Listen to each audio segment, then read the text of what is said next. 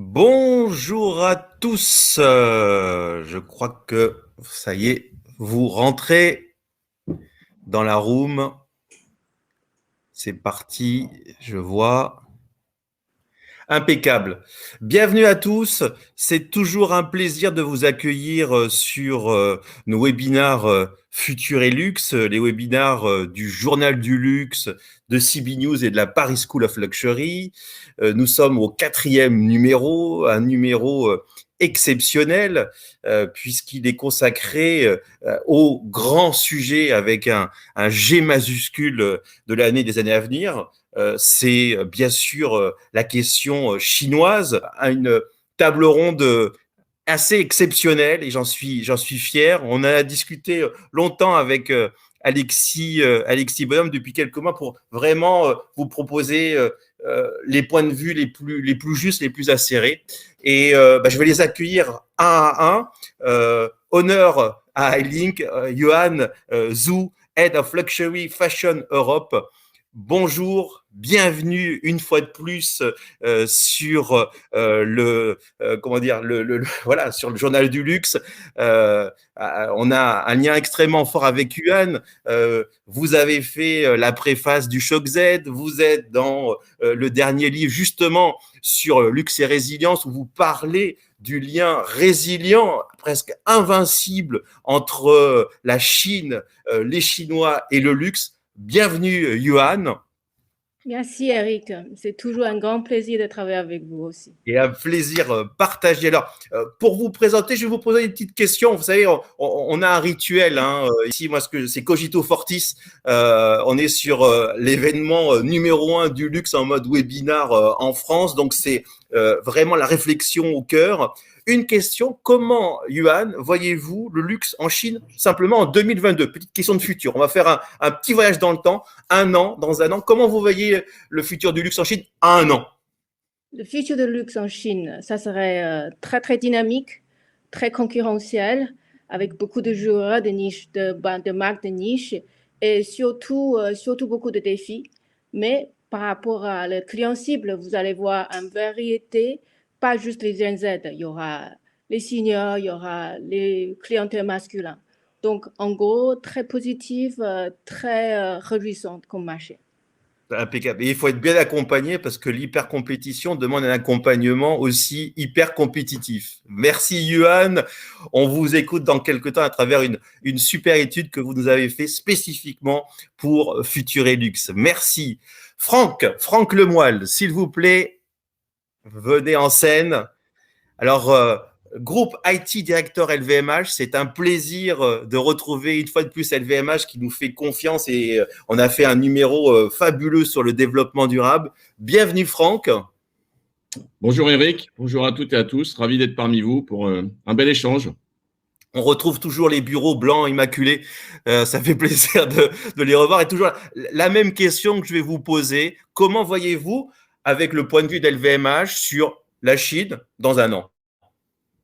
Écoutez, on le voit dynamique, je pense, on le voit conquérant, on le voit omnicanal, avec toujours une place significative pour le magasin. C'est un petit peu mon dada, on le voit bien entendu technologique, hein, ça va être un enjeu clé, mais on le voit aussi en intégrant la pression des régulations croissantes. Voilà, donc un mix d'environnement très dynamique, très technologique, le magasin et le client au centre, et en étant conscient d'un certain nombre de défis qui vont se poser aussi sur la régulation en Chine. Vous annoncez les lignes fortes de nos questions. On va parler data, on va parler techno, mais avec une vision qui est rassurante. Quand on vous écoute, finalement, vous décomplexifiez la chose. Ça va être passionnant. Je vous donne rendez-vous d'ici quelques minutes. Merci Franck. Je demande maintenant Guillaume Alix, s'il vous plaît, est-ce que vous pouvez venir dans notre scène? Bienvenue Guillaume. Alors il y a un petit lag parce que vous êtes en direct de Chine, c'est pour ça qu'on est le matin, normalement c'est 18h. Bienvenue Guillaume. Alors vous êtes le CEO Chine Cartier, excusez du peu. Et là déjà il y a un privilège de pouvoir avoir LVMH et Cartier qui vont pouvoir discuter ensemble. Donc ça c'est une chose et je sais que vous êtes partenaire sur certains projets pour ne pas citer la Black Shed, mais bienvenue à vous Guillaume, c'est un plaisir de vous avoir. Eh bien, merci beaucoup. Bonjour à tous. Alors moi, la même question. Comment voyez-vous, avec l'œil de Cartier, ce futur cours du luxe en Chine en 2022? Comment va se passer l'année 2022 d'après vous? Alors, pour l'année 2022, si j'avais à la qualifier, je la qualifierais d'intense, de concurrentielle et de passionnante. Et je pense que s'il y avait un mot, et je pense qu'on en discutera aussi, une phrase à méditer, c'est le fameux New Retail, le Luxury New Retail, qui est un peu aujourd'hui dans la bouche de tout le monde en Chine. On va en parler fortement grâce à finalement, et vous me donnez la transition parfaite. Merci Guillaume, et on va vous entendre très rapidement. On va parler de ce New Retail, à la fois à travers le New Retail dans l'absolu et le New Retail luxe. Je vais demander bienvenue Nicolas Cano. Donc vous êtes Tmall Fashion Luxury France ici, donc vraiment un représentant de cette formidable réussite qu'est Tmall. On va en parler. Bienvenue à vous. C'est un plaisir d'avoir Alibaba dans la place. Bonjour Eric et bonjour à toutes et à tous. Moi aussi, je suis ravi d'être ici. En effet, je crois qu'on va avoir, pour revenir à ta question, en 2022, beaucoup encore plus d'optimisme. On l'a vu, la résilience a été très forte, mais alors je pense qu'on aura encore plus d'optimisme, encore plus d'opportunités, et notamment en Chine. Donc moi, je dirais encore plus de digitalisation et encore plus de Chine. Et on va le voir tout à l'heure avec toute la partie innovation déjà qu'on va aborder aujourd'hui. Que du bonheur et du boulot. C'est parfait. Merci. Exactement. Merci. À tout de suite. J'invite Alexis Bonhomme, vice-président Greater China et Zone Asie. Alors là aussi, Alexis est en direct de Chine. Bienvenue Alexis. Bonjour Eric, bonjour à tous. Ah, ça me fait très plaisir parce qu'avec Alexis, on y bosse depuis, je crois, janvier. Donc, sur cet événement pour vous proposer la curation la plus optimale. Même question, Alexis, du point de vue de Farfetch, l'année 2022 en Chine, comment vous la voyez? Moi, je pense on la voit de manière très positive. Évidemment, les tendances sont au vert. Après, je pense qu'il y a un côté très insulaire sur le marché chinois en ce moment et qui va durer jusqu'au moment où les consommateurs chinois peuvent voyager à nouveau.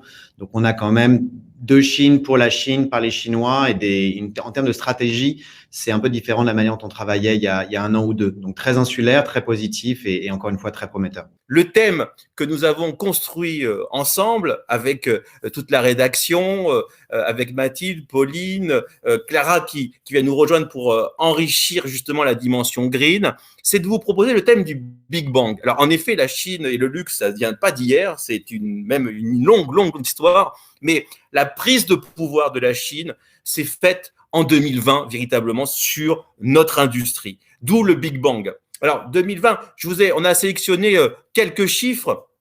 48%, c'est la croissance du marché intérieur luxe en Chine. 70%, c'est la part justement des acheteurs de moins de 30 ans chinois, mainland. Donc on voit que ce potentiel, on est face à justement un consommateur jeune qui a une envie de consommer. Donc l'avenir est radieux ici. Justement, l'avenir radieux, ben oui, le facteur clé de résilience, vous voyez le livre ici, c'est justement le luxe plaît toujours autant aux riches, et ça tombe bien parce que les millionnaires et la classe moyenne va doubler d'ici 2025 en Chine. Donc, on voit ce potentiel gigantesque. C'est fort aujourd'hui, mais c'est encore plus fort demain. Et justement, ce symbole extrêmement important, cette prise de pouvoir d'un grand magasin que j'adore, qui s'appelle SKP Beijing, avec Monsieur Ji, qui est devenu cette année le premier grand magasin au monde et qui vient de dépasser Harold.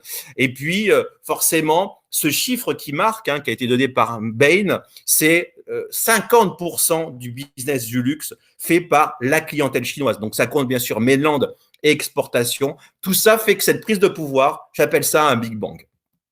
Alors, simplement pour un petit peu vous guider ici, pour moi, des questions, des fils stratégiques clés qui vont être exposés. Déjà, la première question.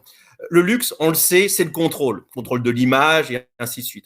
Comment manager un marché si puissant à l'écosystème digital si singulier? Donc, cette question vraiment du contrôle de cette biculturalité fondamentale à avoir. Je sais que c'est extrêmement important chez chacun de nos speakers. On va creuser ensemble. Le deuxième point, c'est un point simple avec humilité. C'est vrai qu'on peut avoir une vision de la Chine un petit peu en disant voilà, il s'inspire de nous. Sauf qu'aujourd'hui, il faudrait être vraiment dans une démarche d'humilité et que tout simplement, quand vous voyez ces chiffres, comprendre la Chine, c'est voir le futur. Je suis ravie et honorée d'être ici parmi vous ce matin pour parler du marché chinois. Pour ceux qui sont en train de travailler avec la Chine, vous partagez certainement le même constat que la seule chose qui ne change pas sur ces marchés, c'est que tout change constamment. Le pays semble être dans un état de transmutation en permanence. Mais ce qui est impressionnant, c'est que les Chinois, au lieu d'être confus ou paumés ou même paniqués, ils ont l'air maîtriser des situations, même si épanouis. Alors, comment ils font? Une partie de la réponse se trouve dans les attitudes, dans la capacité de s'adapter aux changements des Chinois. C'est quelque chose qui a des racines dans notre philosophie. Alors ici, je parle de le paradigme de changement, pas le changement de paradigme. Il y a une différence. Un de nos écritures les plus anciennes, plus importantes dans une histoire, qui s'appelle I Ching. C'est un livre qui est écrit 900 ans avant Jésus-Christ. Littéralement traduit, le titre, ça veut dire le livre, le Bible de transformation. C'est un oracle qui a nourri les principales écoles de philosophie comme confucianisme, comme taoïsme. C'est un livre entièrement dédié au renseignement de comment confronter les changements depuis le déplacement des étoiles dans notre constellation ou même jusqu'aux les petites caprices dans notre vie quotidienne. Comment on peut faire pour confronter tous ces changements? Donc, vous voyez, cette capacité de s'adapter aux changements, ça fait partie de notre culture, ça fait partie de notre ADN. Alors, pour les entreprises européennes, ce n'est pas forcément évident de maîtriser tout ça. C'est pour ça que pour les agences biculturelles comme Rilink, notre job, c'est de constamment surveiller avec nos outils, avec nos data propriétaires, pour tirer des enseignements, pour mieux aider nos clients à préparer pour le futur.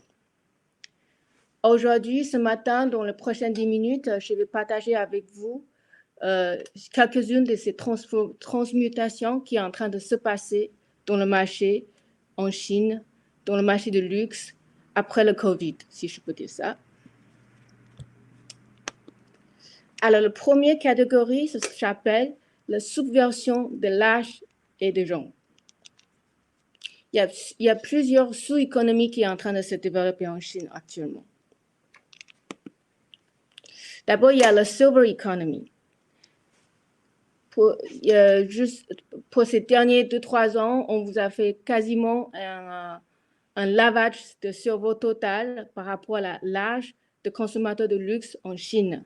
Comme quoi, ils sont très jeunes, ils sont beaucoup plus jeunes et il faut absolument viser le Gen Z. Tout ça, c'est vrai, mais pendant ce temps, il y a un groupe de consommateurs de luxe beaucoup plus âgés qui a émergé. Sa population a doublé pendant ces derniers 5 à 10 ans. C'est des groupes de seniors. C'est des consommateurs entre 60 et 80 ans. Alors, ces groupes, c'est très intéressant. D'un côté, ils ont des pouvoirs d'achat plus élevés que les Gen Z. Et ils vivent dans un pays qui ne cache pas le vieux. Pas comme ici en Europe. En Chine, la vie des vieux s'intègre pleinement avec la vie sociale. Donc, ils ont envie de vivre, de se montrer, de profiter de la vie. Et comme ils n'ont plus rien à perdre, plus rien à prouver, ils achètent comme il n'y a pas demain. Ensuite, il y a le he economy. Début cette année, le gouvernement a donné une directive pour se calmer ce phénomène qui s'appelle le Little Fresh Meat. Alors, le Little Fresh Meat, c'est des jeunes hommes féminisés, chouchoutés par le marque de luxe. Et ils étaient mis en avant comme Algérie, comme KOL, pour séduire une clientèle féminine. Et le gouvernement a décidé le début de cette année que non, ça suffit, ils ne veulent plus ça. Ils sont en train de redéfinir qu'est-ce que ça veut dire la masculinité. Et en même temps, enfin, les attentions sont remportées vers cette population qui est plus nombreuse que les populations féminines, les hommes. Mais il y a un problème. Le problème, c'est tous les marques de luxe, ils ont tellement d'habitude de séduire une clientèle féminine. Il y a un décalage, il y a un déficit fondamental par rapport aux produits, par rapport à la stratégie de communication pour séduire, pour satisfaire ces groupes qui ont des demandes croissantes.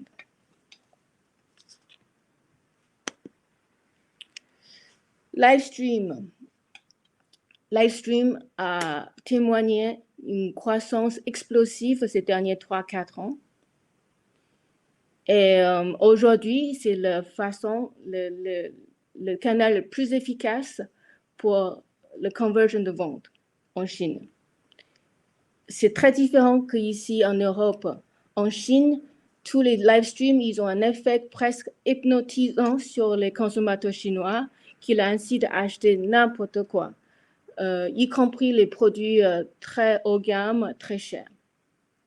Alors, dans le live stream, il y a souvent un renversement de rôle. Qu'est-ce que je veux dire par ça? C'est des hommes qui vendent des produits féminins et vice-versa. Ici, je vous donne 2 exemples un peu extrêmes. À gauche, vous avez le vendeur de maquillage le plus titré dans le pays. Il s'appelle Austin Lee. Il n'est pas gay, il a une copine, il va se marier. Et il n'est pas féminisé, mais il arrive à vendre 1 million d'euros de rouge à lèvres en une seule séance de live stream, en mettant le rouge à lèvres sur lui-même. À droite, vous avez une blogueuse de la mode, Viva. Elle est souvent sollicitée pour vendre des produits masculins comme des montres de luxe. Mais là, sur la photo, elle est en train de vendre des fusils. Oui, des fusils, ce n'est pas des jouets pour les enfants, c'est des fusils militaires qui valent 5 millions d'euros la pièce. Et on a vendu 5 en une séance de live stream.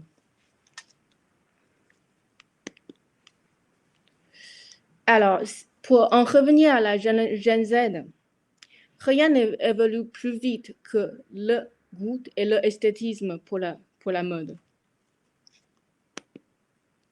Vous avez certainement entendu parler de Guochao, qui est China Cool, la tendance de revenir vers tout ce qui est les éléments chinois.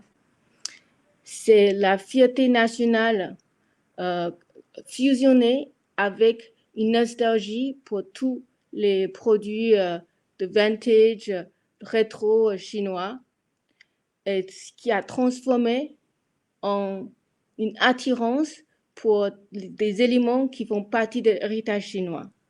Des formes, des couleurs, tous les motifs inspirés de l'art traditionnel tel comme l'opéra Pékin, et aussi une forte préférence pour les marques locales. Ces tendances n'ont pas l'air d'être ralenties et ça va encore plus vite, encore plus loin. Et maintenant, ça va dans le régionalisme parce que comme on a dit auparavant, la Chine, ce n'est pas un pays uniforme. Jai Chao, ça veut dire homestay chic. C'était quelque chose qui est né au fil du confinement. C'est le mode de suivre et être à la mode, mais chez soi. Donc, cette tendance est largement portée par une recherche pragmatique du confort, mais en particulier inspirée par streetwear, qui a eu des succès énormes depuis des années déjà en Chine. Le dernier engouement du pays, c'est pour les marques de niche. Tous les différents groupes, les Gen Z, les seniors, dont des tentatives désespérées de montrer le style, qu'ils sont uniques, qu'ils sont différents que les autres. Ils sont en train de chercher des produits, des marques toujours plus petits, moins connus, plus chers, mais toujours avec un style, un design ou un storytelling distinctif.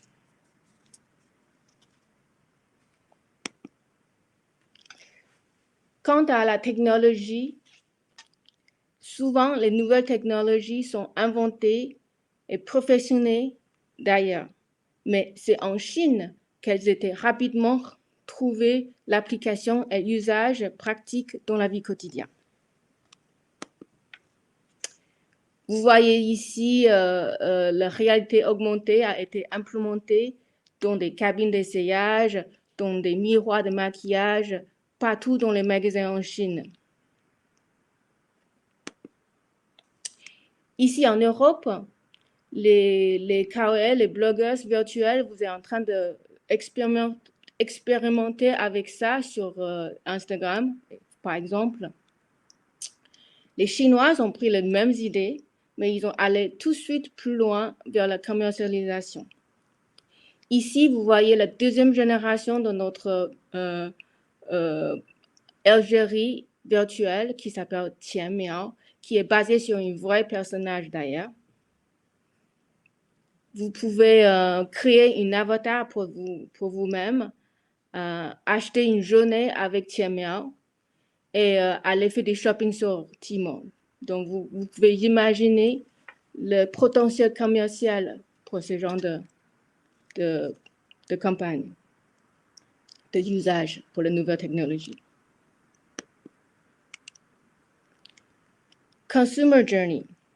Alors, nos clients nous demandent souvent pour définir un Consumer Journey, en espérant que, comme ça va leur éclaircir qu'est-ce qu'ils doivent faire sur chaque point de contact digital qui, pour eux, déjà très, très compliqué.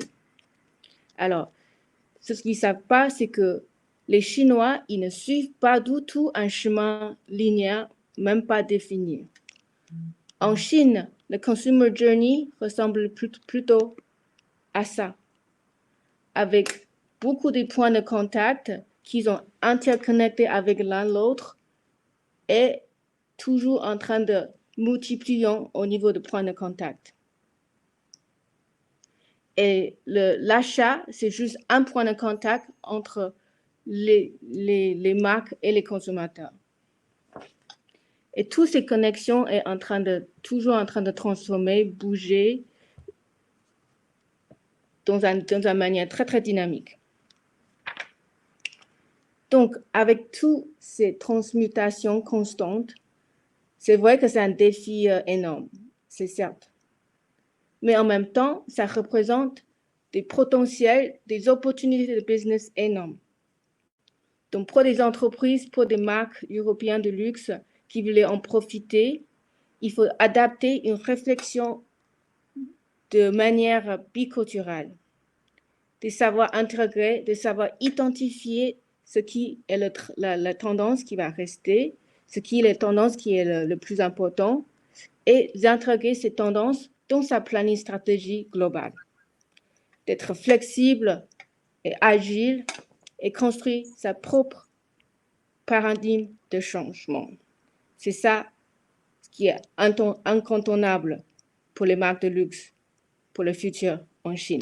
La première question que j'ai à vous poser, Guillaume, alors ce n'est pas une question de management, quoique, comment être fort en Chine lorsqu'on est culturellement le roi des joailliers? Alors, merci pour cette question, Eric. Alors, tout d'abord, je crois que vous l'avez dit tout à l'heure, je pense qu'il faut savoir rester humble en Chine. Mais avant de répondre à votre question, laissez-moi juste vous rappeler pourquoi on dit que Cartier est le roi des joailliers. C'est pas du tout un concept marketing. c'est au début du XXe siècle, le prince de Galles, à l'époque, futur Édouard VII, qui sort du magasin Cartier rue de la Paix en disant Cartier est le joaillier des rois et le roi des joailliers. Voilà, donc c'est pas du tout un concept marketing. Alors comment aujourd'hui on peut arriver à rester un des leaders sur le segment de l'horlogerie et de la joaillerie internationale en Chine? Je pense que d'abord il faut, je vous l'ai dit, il faut rester humble, il faut avoir une stratégie à long terme et en même temps avoir cette capacité à s'ajuster de manière extrêmement rapide dans un marché qui est en mutation permanente, comme on l'a vu précédemment.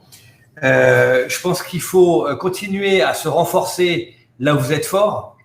Donc pour Cartier, en ce qui concerne Cartier, c'est effectivement sur la joaillerie, sur l'horlogerie, sur nos créations iconiques, sur des concepts de boutiques aujourd'hui à la fois très impactants, localisés, adaptés aux différentes villes dans lesquelles on est présent, mais aussi avoir un concept qui est différenciant et qui va permettre à nos clients d'avoir une expérience à la fois dans le magasin et puis après on verra un peu plus loin à travers tous les points de contact avec lesquels on interagit avec les clients. Donc, continuer à se renforcer là où on est fort, ça, je pense que c'est important. Continuer à cultiver aussi sa singularité. Aujourd'hui, Cartier a une position qui est particulière. Si je peux citer quelques exemples qu'on a eu dans les années ou les mois précédents, on a fait cette exposition absolument incroyable qui s'appelait Beyond Boundaries à la Cité Interdite, en collaboration et en co-curation avec le musée de la Cité Interdite, qui présentait un dialogue entre la collection de la Cité Interdite et la collection Cartier, donc qui est cette collection qu'on expose à la demande des musées un peu partout à travers le monde dans des lieux prestigieux. On a eu 700 000 personnes quasiment qui sont venues voir cette exposition. Ça a été aussi le lancement de Pacha, lancement international de Pacha qu'on a effectué en novembre, qui était vraiment un événement communicant. Vous avez parlé tout à l'heure de live stream. On avait un live streaming pendant l'événement. On a fait un takeover culturel et artistique de Shanghai pendant 5 jours. Voilà. Donc c'est un événement à la fois pour les gens qui sont présents, mais bien au-delà.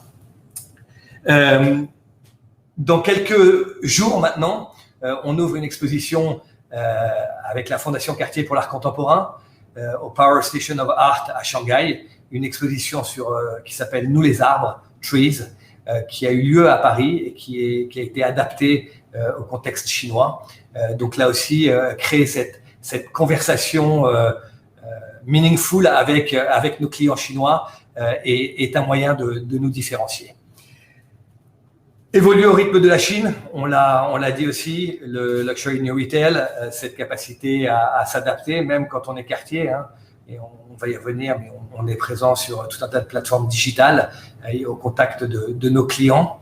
Être capable de connecter aussi les différents touchpoints de manière extrêmement efficace, hein, que ce soit nos boutiques, nos partenaires horlogers, nos différentes plateformes digitales et notre Client Relation Center qui est extrêmement important.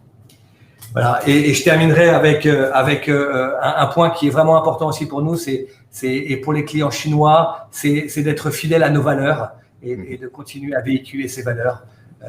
Chez Cartier, on a un certain nombre de valeurs qu'on met en avant, comme le partage, le respect, la curiosité, l'ouverture au monde.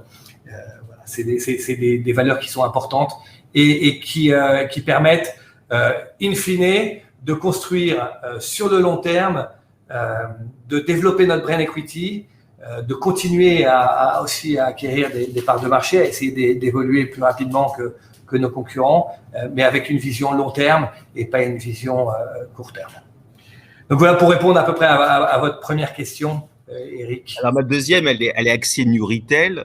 Vous avez fait l'actualité il y a quelques mois avec un succès blockbuster, là, avec des dizaines de millions, alors je ne sais pas le chiffre exact, certains 12-13 millions qui sont sortis, où Cartier a fait partie du top 3 des marques qui ont fait le plus de ventes lors du fameux 11/11 Global Shopping Festival ici. Alors, comment on arrive finalement à s'adapter culturellement à cet événement qui est totalement fou et qui incarne pleinement ce fascinant New Retail? Alors effectivement, alors déjà peut-être la genèse de ce partenariat avec Paul, elle remonte à quelques années, même avant que je prenne la direction de la Chine. Et puis ça a été mis un peu on hold pendant quelques mois.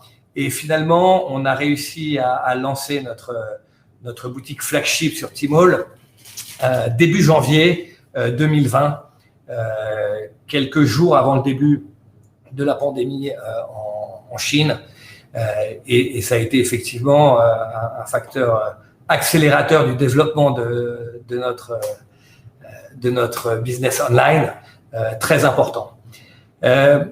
Effectivement, il y a eu un peu de couverture parce que on en a un peu parlé sur le Double 11. Mais j'ai envie de vous dire qu'au-delà du Double 11, ce sont ce qu'on appelle toutes les festive seasons qui sont ou liées à une plateforme comme le Double 11 à Alibaba, ou vous savez le Super Brand Day, ou encore les Haybox, qui sont des termes dont on pourra revenir un peu après dessus si vous le souhaitez. Mais donc, c'est des événements qui sont propres à une plateforme. Et puis, il y a les festive seasons qui vont au-delà, comme Chinese New Year, 520, qui est effectivement I Love You, Chinese Valentine's Day en août. Et en fait, chaque moment pour les Chinois est un moment de célébration et un moment extrêmement important. Et effectivement, on a la chance aujourd'hui d'être sur la plateforme d'Alibaba, enfin de Tmall, avec notre boutique, et ça a été un vrai succès. Ça a été un vrai succès pendant le Double 11, mais finalement le Double 11, c'est peut-être l'événement qui est le plus lié aux promotions et le moins lié à qui on est, puisque justement dans la construction de ce partenariat avec Alibaba, Alibaba amène une connaissance fantastique des clients, cette capacité de driver effectivement une clientèle sur votre flagship store. Et nous, on veut amener aussi notre spécificité qui est le luxe et de co-construire ensemble qu'est-ce que c'est qu'une expérience luxe sur Alibaba et sur Tmall. Vous avez parlé de réalité augmentée, vous avez parlé de l'importance du New Retail aujourd'hui, des live streaming. Aujourd'hui, on est capable de proposer un live streaming sur la éducationnelle, sur la haute joaillerie, sur notre plateforme, sur notre flagship store. Voilà, c'est pas quelque chose qui est directement commercial, c'est quelque chose qu'on travaille avec Alibaba. Donc, c'est respecter vraiment les forces de chacun de nous pour essayer de co-construire qu'est-ce que c'est qu'une expérience digitale d'ultra luxe sur Tmall. Voilà, et on a aussi d'autres plateformes, bien évidemment, beaucoup d'autres plateformes qu'on développe, donc des plateformes qui comme la WeBoutique ou Douyin ou ce type de plateforme. Alors, il y a celles qui existent aujourd'hui et puis il y a celles qui vont exister demain parce qu'on voit qu'en Chine, tout va à une vitesse absolument impressionnante et qu'il y a quelques années, si vous mettiez quelques acteurs du luxe autour et vous leur disiez qu'un jour, ils seraient sur WeChat ou avec une WeBoutique, ça faisait rigoler tout le monde. On en parlera justement de cet historique avec Alibaba, comment Alibaba a réussi ce que n'arrive pas à faire Amazon, entre guillemets, à vous séduire et à vous fidéliser. Vous, c'est l'industrie du luxe. Moi, j'ai une question par rapport à la période Covid. En effet, intuition, voilà, janvier, vous le dites, ouverture de la boutique, juste au moment où la Chine se ferme, justement. Est-ce que Cartier a eu beaucoup d'innovations? Enfin, comment vous vous êtes adapté à la crise Covid? Est-ce que vous avez montré une solidarité? Je sais que beaucoup de marques de luxe ont montré leur solidarité avec le peuple chinois et j'ai envie de dire, et les marques chinoises encore plus. Je pense bien sûr à la C Beauty et ainsi de suite. Comment vous avez vécu cette période-là? Alors, effectivement, la pandémie, ça a été un moment très, très fort début janvier, enfin au moment de Chinese New Year en 2020, où effectivement toute la Chine s'est fermée. Je pense que la première caractéristique, en fait, ou en tout cas le premier facteur clé de réussite de Cartier pendant cette période, ce sont nos équipes. Et nos équipes ont été absolument formidables. Formidables de résilience, formidables d'optimisme, formidables de combativité et d'anticipation. Parce que très rapidement, on avait vraiment ce souci de protéger non seulement nos équipes, mais aussi les équipes de nos partenaires.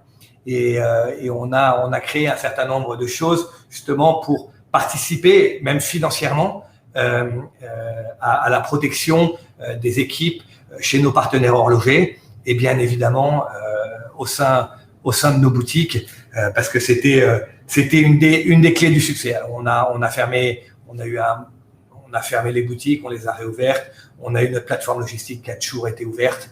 Enfin, vraiment dans un contexte qui était très anxiogène, les équipes ont été formidables. Ce que la pandémie a apporté aussi, c'est finalement plus qu'une rupture, c'est une accélération des trends qu'on voyait déjà. Et quand on parle d'innovation, ces trends, ils préexistaient à la pandémie. Pour vous donner un exemple, Cartier a ouvert en octobre 2019 en Chine, à Shanghai, un retail lab. Avec cette idée que, donc c'est un retail lab, un lab qui n'est pas au même endroit que le headquarter, mais qui reste assez proche pour pouvoir avoir des liens forts avec le business et qui va travailler sur toutes les innovations dans le retail. Ça peut être l'augmented reality sur un certain nombre de nos créations sur les plateformes digitales, mais ça peut être aussi tout un tas de projets comme des hologrammes de nos pièces de haute joaillerie qu'on ne peut pas forcément avoir dans toutes les boutiques. Voilà. Donc c'est intégrer, c'est définir ce que l'on pense être le luxe du futur et permettre de mettre en place de manière concrète des innovations. Quelle est votre boussole pour naviguer dans l'archipel digital chinois, bien sûr digital? C'est parce que je suis d'origine bretonne et que j'aime bien la voile que vous faites référence à des terminologies de marins. J'aurais tendance à dire tenir la barre et regarder l'horizon, mais bon, ça c'est une petite plaisanterie. Je pense qu'on a un certain nombre de points qui sont extrêmement importants pour bien comprendre voilà la spécificité et le comment dire vraiment les règles de ce nouveau marché chinois. Je pense que ça a d'ailleurs été rappelé avec beaucoup d'intérêt et beaucoup de talent par Human dans sa présentation. Je pense que ce qui est très important, c'est effectivement de se tenir au courant des nouvelles habitudes de consommation. On est dans un monde chinois, effectivement, qui est en train de se polariser par rapport au reste du monde.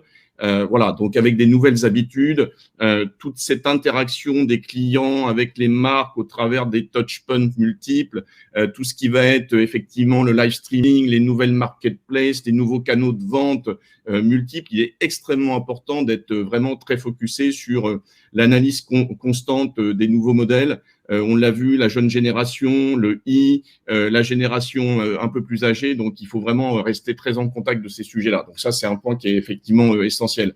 Le deuxième sujet, je pense qu'une fois de plus, c'est un petit peu à nouveau aussi en cohérence avec ce point précédent, c'est tout ce qui va être la veille technologique. On est de plus en plus sur un marché chinois qui se spécialise en termes de technologie. On aura l'occasion d'en reparler avec les autres intervenants et les acteurs, mais il faut vraiment effectivement être très vigilant sur l'évolution extrêmement rapide, extrêmement nerveuse de ce marché. Et en particulier, je pense qu'il faut effectivement être aussi très centré et regarder de près tout ce qui se fait avec les géants de la tech chinoise.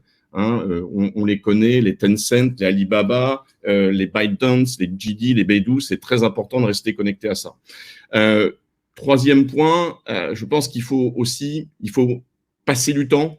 On reviendra sur l'importance des équipes locales.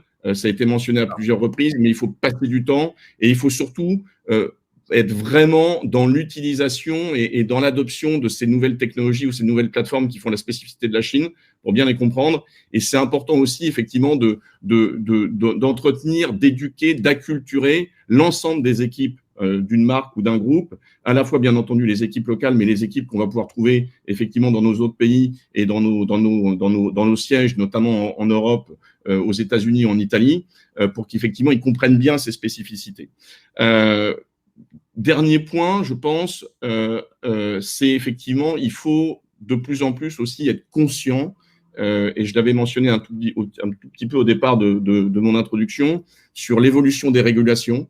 Hein, on est dans un monde en Chine, effectivement, qui est séduisant, qui est plein d'opportunités, mais on est dans un monde qui se structure en termes de réglementation, et tout ce qui concerne effectivement les régulations autour de la compliance, de la privacy, de la donnée client, avec un certain nombre de lois qui sont en train de se mettre en perspective, sont effectivement des éléments qu'il faut intégrer, parce que ça va devenir aussi, ça va faire partie de notre quotidien, ça va faire partie de nos stratégies, ça va faire partie de nos contraintes et de nos opportunités, et il faut donc être particulièrement vigilant à ça et se tenir extrêmement affûté, aguerri sur ces sujets.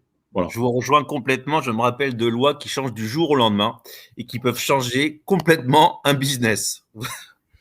Alors, la deuxième question, alors, vos best practices, alors c'est formidable parce que vous êtes vraiment là en termes de benchmark, vous avez de la maison gigantesque à la petite maison. Moi, ce qui m'a marqué l'année dernière, c'est Vuitton Homme qui vient défiler à Shanghai, qui vient au contact du public, mais Dior a encore une autre stratégie. Pour vous, très rapidement, quelles sont vos best practices? Et j'ai envie de dire, peut-être si on peut essayer, vous voyez, à deux niveaux, la grande maison comme la petite maison. Qu'est-ce qui vous a plu dans la galaxie LVMH, sans donner de bonnes notes, bien sûr, parce que vous avez un devoir de neutralité, mais qu'est-ce qui vous a particulièrement séduit avec votre œil expérimenté sur cette créativité digitale et cette pertinence? Je pense que, alors, c'est surtout un problème, entre guillemets, d'échelle et de capacité à passer à l'échelle pour les petites et les moyennes maisons. Mais néanmoins, les recettes, je pense, vont être les mêmes, hein, et vont se centrer sur un certain nombre de sujets qui me paraissent extrêmement importants, notamment sur cette partie digitale et cette partie technologique.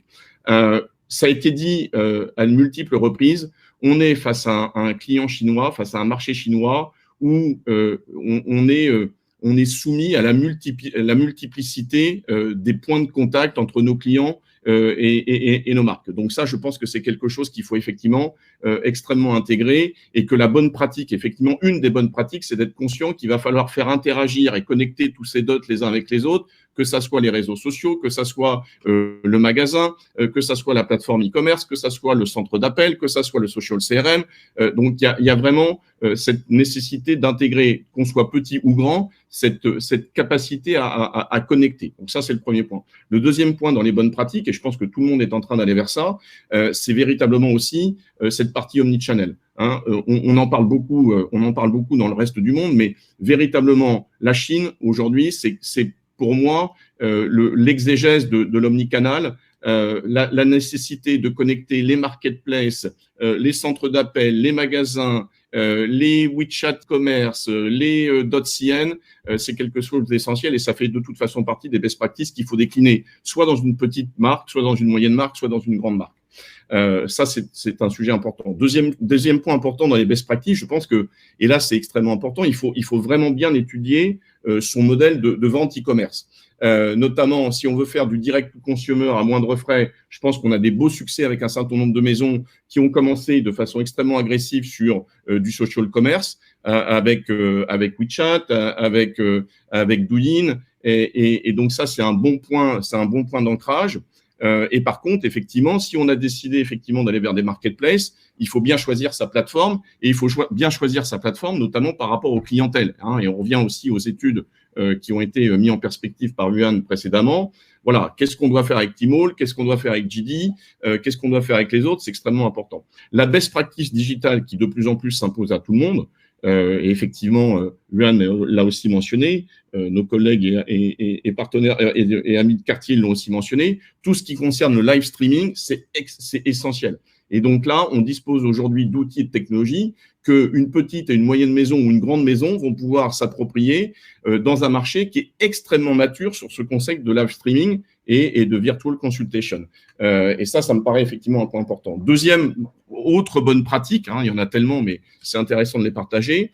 Je pense que la Chine, c'est aussi vraiment très important, un marché qui est très important sur le social CRM. On est aujourd'hui dans un modèle qui est très avancé en Chine sur le social CRM, et il faut effectivement avoir une attention particulière quelle que soit la taille des maisons. Alors, c'est encore plus facile quand on est une grande maison, hein, et nos grandes maisons comme Vuitton, comme Dior, comme Sephora font un travail remarquable sur ces sujets, mais le management des followers est quelque chose effectivement d'essentiel. Et bien entendu, ben voilà, on est en cohérence, il faut être effectivement très présent sur les réseaux sociaux. Ça, c'est un des points qui me paraissent importants. Une fois de plus, on va y revenir, c'est extrêmement important d'avoir des équipes en Chine qui ont cette capacité de comprendre la transformation du business model chinois, des spécificités de nos clients, et quelque part, c'est la force d'un groupe aussi et de notre groupe d'être en situation, avec ces équipes locales, avec cette connaissance locale, d'accompagner nos différentes maisons dans leur adaptation, dans leur croissance et dans leur stratégie de croissance sur le marché chinois. Et on va finir par un sujet qui vous est cher et qui est fondamental, la data. Donc, il y a un travail de protection data qui est beaucoup plus forte depuis quelques semaines, des nouvelles législations, mais j'ai envie de dire qu'il se met à l'unisson de l'Europe, hein, ni plus ni moins. On a eu en effet Tesla qui a souffert un peu aussi de ce problème-là. Comment vous voyez du coup cette montée finalement en puissance de la protection data en Chine? Alors, est-ce que je pourrais prendre des parallèles, entre guillemets, médicales? En fait, j'ai l'impression que le renforcement de la protection de la data en Chine, vous voyez, c'est comme la grippe, c'est pas de savoir quand ça sera, si ça va arriver, mais c'est de savoir quand ça va arriver, et c'est de savoir ce qui sera peut-être possible ou impossible de faire dans quelques temps. Donc ça, c'est vraiment des sujets qui sont clés. On est véritablement dans un écosystème réglementaire qui se renforce avec des spécificités effectivement qui sont extrêmement puissantes. Et qu'on pourrait mettre en parallèle par rapport à des logiques européennes comme la GDPR ou les notions qu'on voit apparaître de réglementation en Corée comme le PIPA ou même en Allemagne ou en Turquie ou en Californie. Mais on est face effectivement à un écosystème qui est particulier et on voit ce renforcement extrêmement puissant depuis quelque temps et on peut se demander dans quelque temps effectivement est-ce qu'on pourra encore exploiter des données en dehors de Chine, est-ce qu'on pourra sortir des données en dehors de Chine, j'ose espérer qu'on pourra toujours en faire rentrer, mais en tout cas les exploiter de façon globale devient de plus en plus problématique et va devenir de plus en plus problématique. Donc je pense qu'il faut face à ça, je pense avoir deux positions ou deux focus. Avoir de plus en plus un travail extrêmement fin et un focus extrêmement fin sur toutes ces problématiques de compliance, de privacy et renforcer le travail entre les équipes de marque, les équipes juridiques et les équipes, on va dire, technologiques. Voilà, en étant effectivement très vigilant sur les textes de loi et la rapidité et la mouvance des textes de loi. Ça, c'est le premier sujet. Le deuxième sujet, c'est qu'il faut effectivement construire. Et vous avez effectivement la présence d'Alibaba qui est aussi notre partenaire. Il faut s'appuyer, il faut désormais avoir une stratégie qui est clairement centrée sur les technologies et les applications qui sont en train de monter en Chine. On reçoit Nicolas Cano. Alors moi, ma première question. J'ai écrit il y a quelques années Luxe et Digital et le lien n'était pas forcément très naturel et pourtant comment expliquer la passion du luxe pour Alibaba comparé au désamour Amazon? Je sais que ça s'est pas fait en un jour. À vous, Nicolas. Pas vraiment, en effet. Vous parlez beaucoup de la fidélisation des marques dans votre question.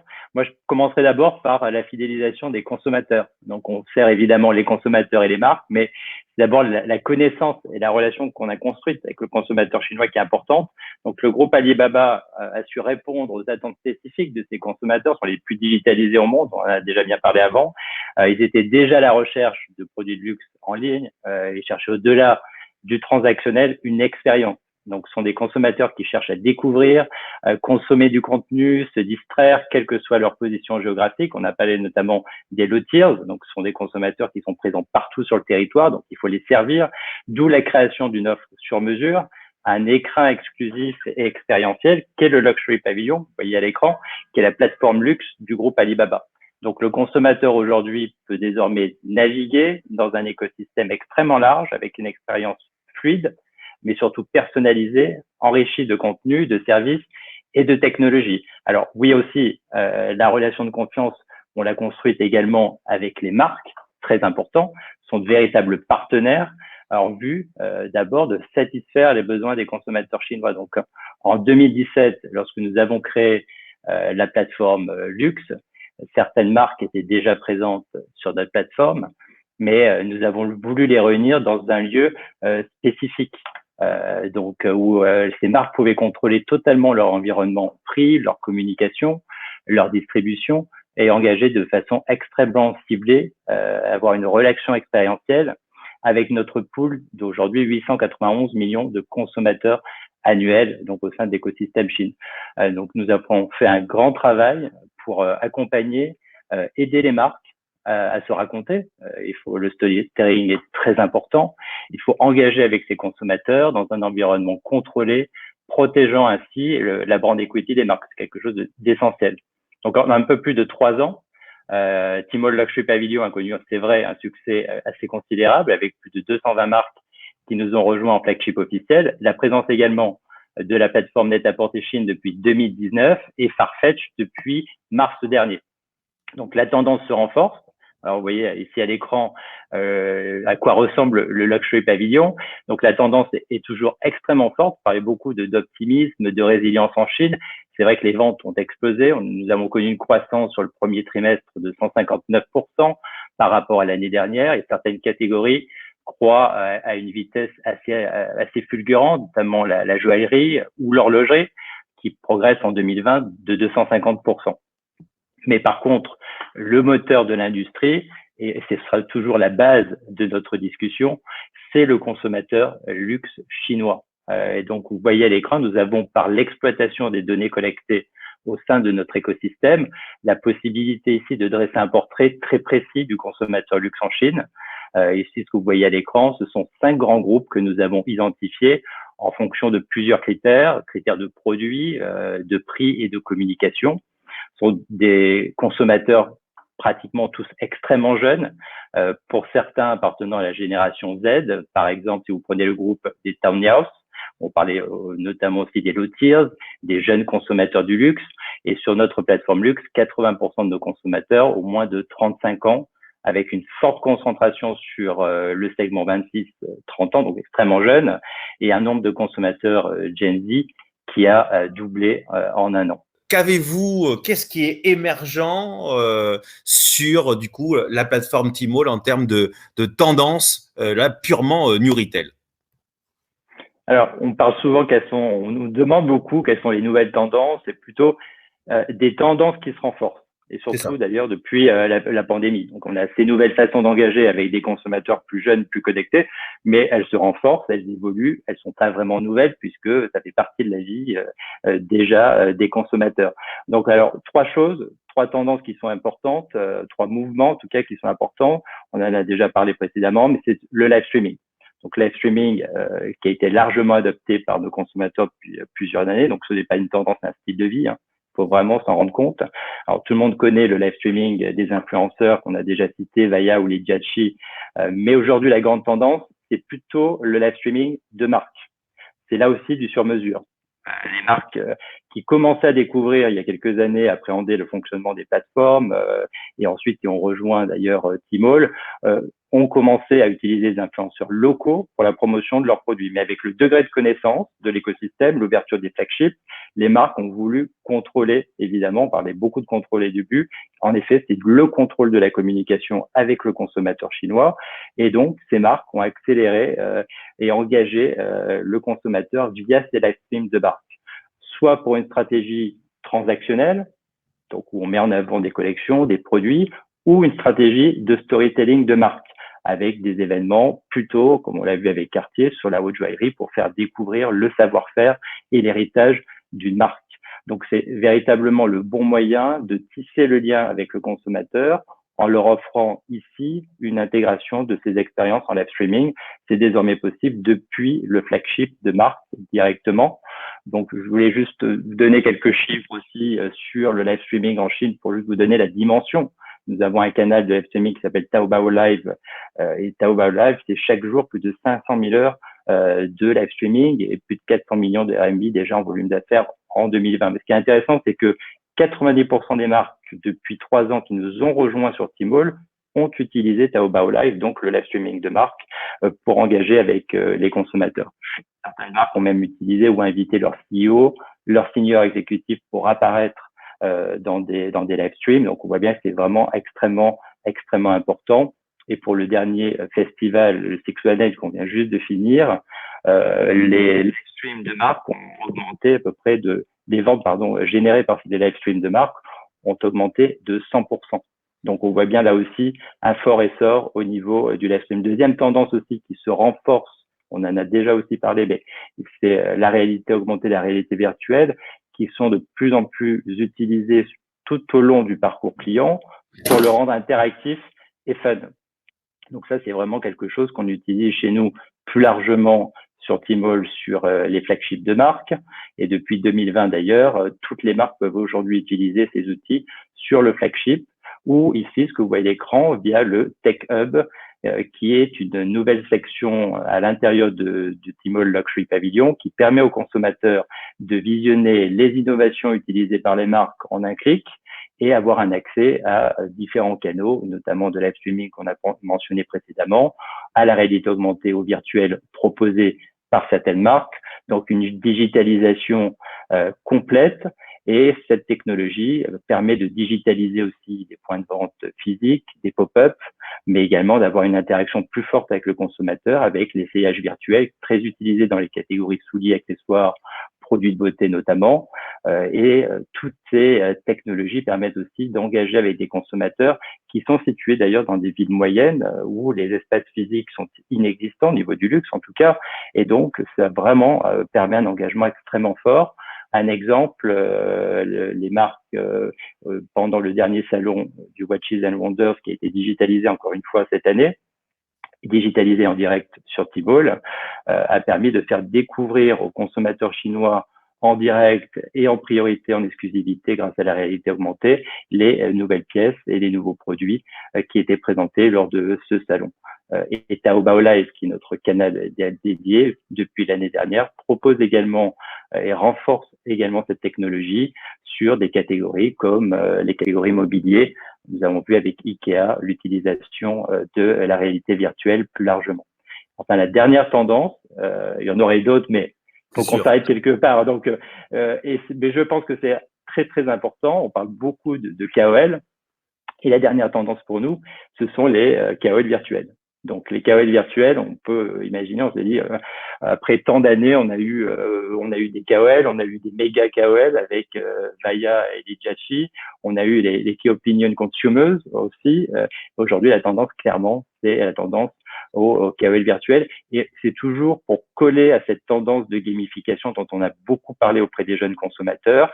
C'est donc du sur-mesure pour cette clientèle jeune et connectée. Il faut savoir que 64% des jeunes chinois de 14 à 24 ans suivent une idole virtuelle, donc ce n'est pas anodin du tout. Et les live streaming de ces idoles explosent littéralement en Chine aujourd'hui.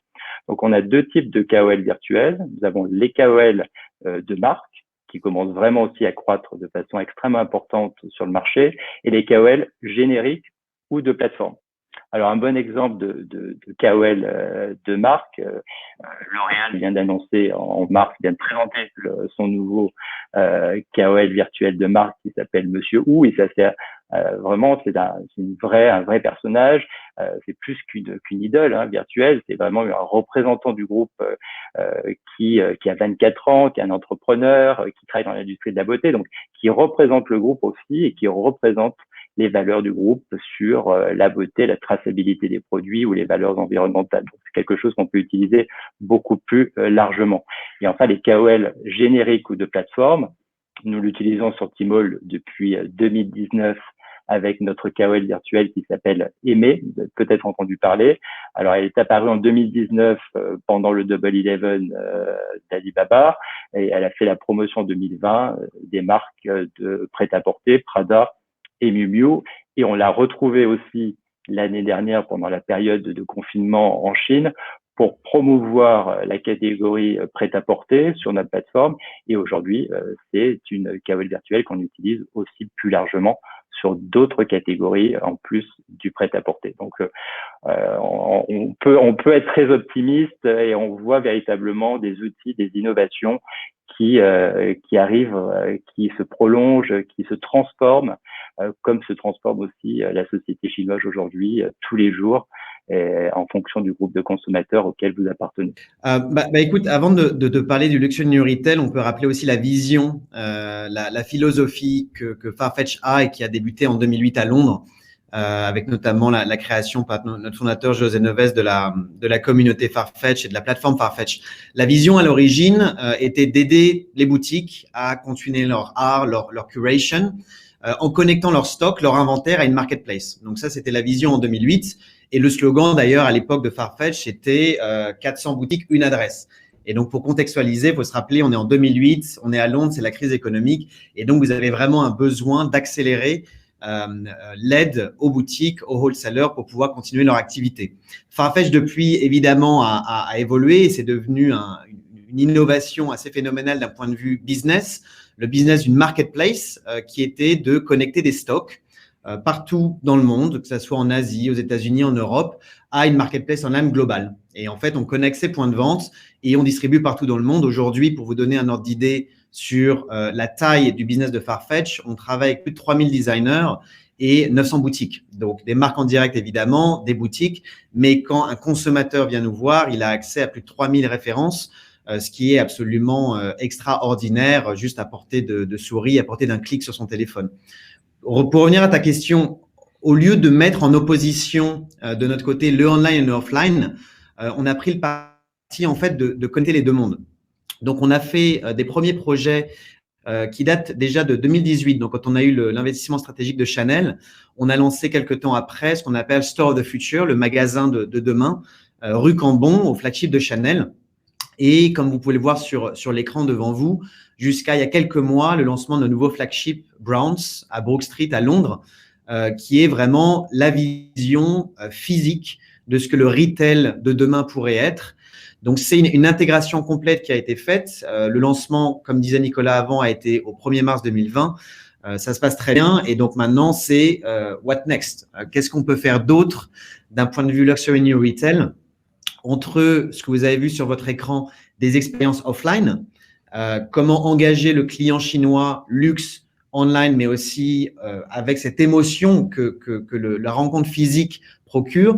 Et quand il y a du online, comment on peut créer une expérience qualitative localisée avec, comme vous le voyez sur l'écran, différents développements. Donc, j'en prends un ou deux à titre d'exemple très concret. Vous avez sur la partie gauche de l'écran des fonctions qu'on va créer en Chine comme Fashion Billboard. Et en fait, ça, c'est basé sur votre profil, basé sur vos préférences. Quel type de marque, quel type de tendance on va vous recommander directement sur votre mobile. Et un petit peu plus à droite de l'écran, vous avez une photo qui s'appelle Live Chat 2.0. Ça peut paraître bête en Chine, mais c'est extrêmement important de pouvoir communiquer avec la plateforme. Et donc, sur l'app de Farfetch chinoise, qui est une app dédiée au marché chinois, on a des fonctions de live chat. Et donc, tout consommateur peut parler avec nous de manière live, pas seulement sur notre compte WeChat, mais également sur l'app de Farfetch, qui est de très loin notre plus gros flagship, le plus gros driver de trafic et de vente. C'est l'app dédiée de Farfetch en Chine. Et c'est un des exemples qui montre que la localisation, on va en venir un petit peu après sur les questions suivantes, je pense, est très importante. Si vous voulez réussir en Chine, il faut être très localisé d'un point de vue culturel, c'est sûr, mais d'un point de vue technologique également. Alors moi, la deuxième question, il y a un positionnement que j'ai vu de Farfetch extrêmement intéressant d'être la plateforme préférée des KOL chinois. Alors, comment y arriver? Ouais. Bien sûr, la question sous-jacente, c'est le côté fidélisation, événement, online, offline, club de feed, j'ai envie de dire, dans un vieux terme marketing. Ouais. Je sais que vous êtes extrêmement puissant sur la question. Oui, alors on l'a mentionné avant durant les interventions précédentes, la Chine a des spécificités locales très, très spécifiques. C'est un marché quasi insulaire, vous avez des propres plateformes, propre manière de communiquer, propre manière de travailler. Donc, vous avez pas mal de communautés différentes et en fait, ce qu'on essaie de faire chez Farfetch, c'est de connecter ces communautés et donc d'aller au-delà de la communauté de la mode.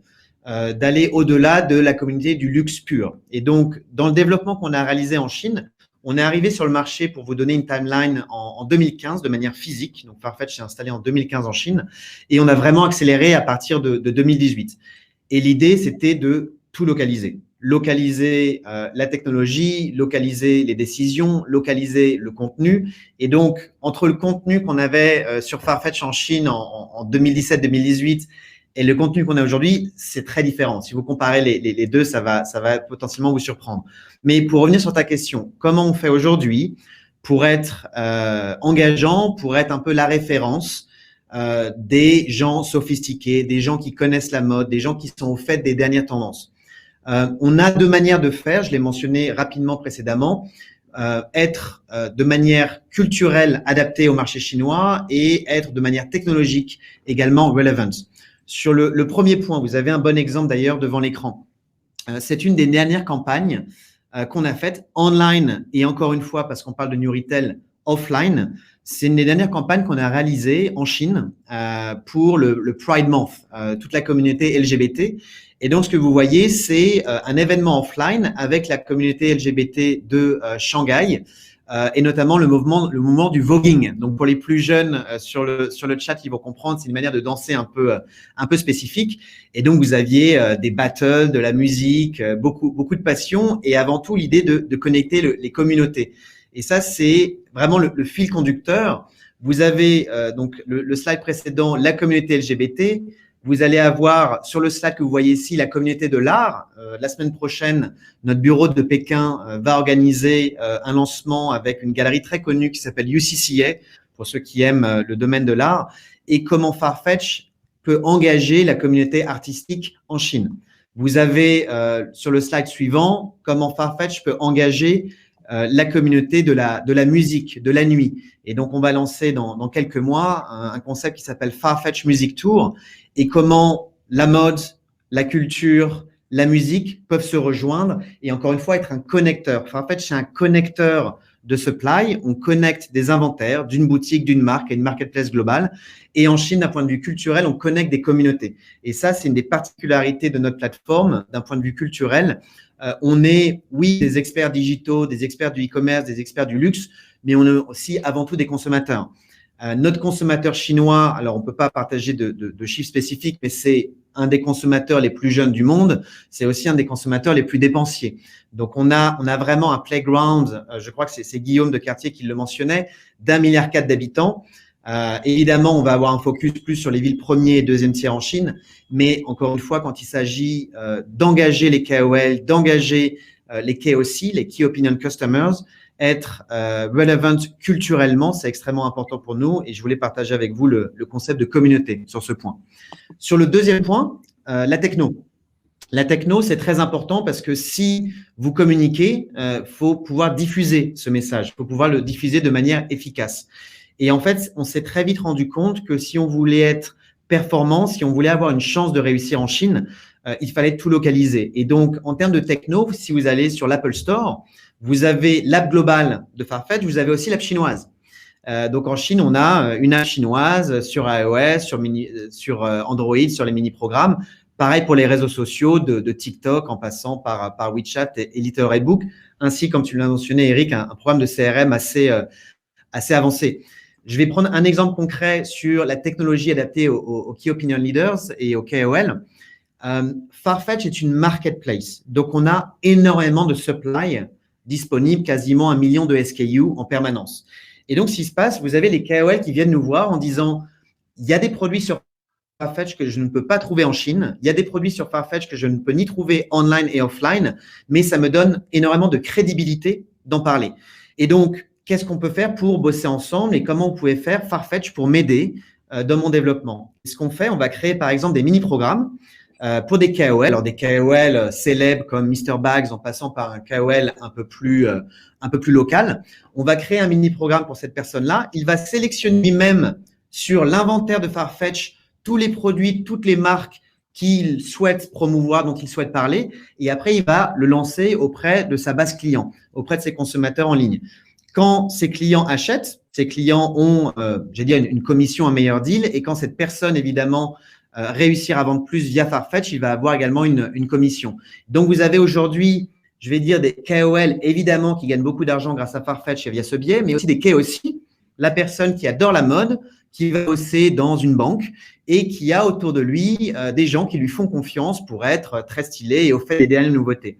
Et ben, cette personne-là va gagner de l'argent avec Farfetch et parfois ça va représenter 1 ou 2 mois de salaire comme on le voit très souvent. Donc, c'est encore une fois la techno adaptée à un marché local, la technologie adaptée à une culture locale et c'est une des raisons pour lesquelles Farfetch est, je pense, une des très rares sociétés occidentales à avoir réussi en Chine. En tout cas, dans notre verticale e-commerce et luxe, il n'y a pas énormément d'exemples. Et pour conclure sur cette question, Eric, le dernier élément est relevant culturellement et technologiquement, mais aussi la rapidité d'exécution.